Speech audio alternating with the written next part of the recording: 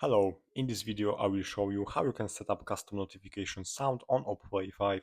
So first of all you have to open phone and from here tap on three dots in the top right corner. Now go to the settings and here go to sounds and vibration. Now here you can find ringtone and alert sounds and open notification tone. And here you can select between system notification sounds or custom one. So let's take, for example, also system ones, and here is the list of the system notification sounds. So you can simply select from each one. Also, if you want to set your custom one, click on custom on this device, and here you should find your music from your device, and also here you can find records from the sound recorder. Thanks for watching and subscribe this channel.